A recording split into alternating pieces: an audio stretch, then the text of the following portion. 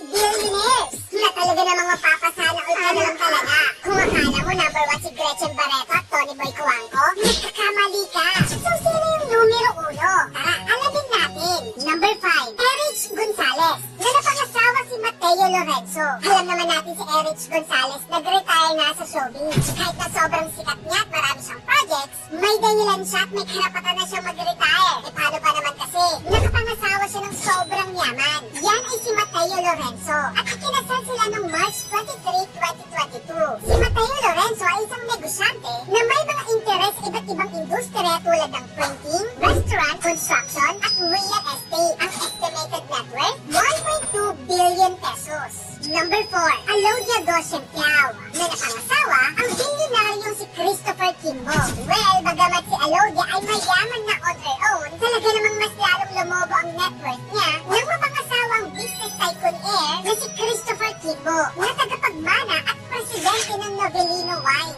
Sila ay kinasal noong 2023 at ang estimated net worth ni Christopher Kimbo, 1.4 billion pesos. Number 3, Don Zulueta, na napangasawa si Antonio Lagdameo Jr. Si Don Zulueta, ang timeless beauty ng Philippine showbiz, ay ikinasal kay Antonio Anton Lagdameo Jr. noong 1997. Si Anton ay isang politiko at big time na negosyante. Kasalukuyan siya nagsisilbing special assistant to the president sa administrasyon ni Pangulong Bongbong Marcos.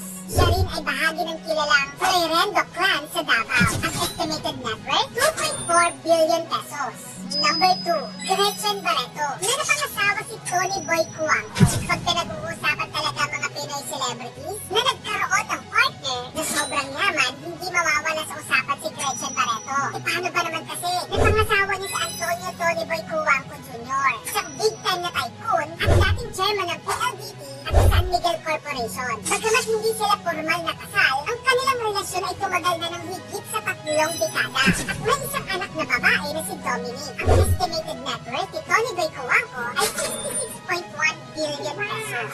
Number 1, Nanette Medved, ang napangasawa niya, ang sobrang yaman na si Christopher Poe. Ang dating Darna na si Nanette Medved ay kinasal kay Christopher Poe noong 1999 sa South Africa. Si Christopher Poe ang isa sa pinakamayamang tao sa Pilipinas. Siya ang chairman at CEO ng Century Pacific Group, ang kumpanya sa likod ng Century Tuna at Shakey's Pizza. Sila ay may 2 anak at ang kasalukuyang estimated net worth ni Christopher Poe ay 94 billion pesos. Kaya na nga mga kamagkano, ang mga celebrity hindi lang sinuwerte sa love life, pati sa pera, all-in-one combo na. Meron ba akong nakalimutan sa aking listahan? Share mo naman yun sa comment section. At kung gusto ka na mag-ito pang klaseng content, i-follow mo na ako.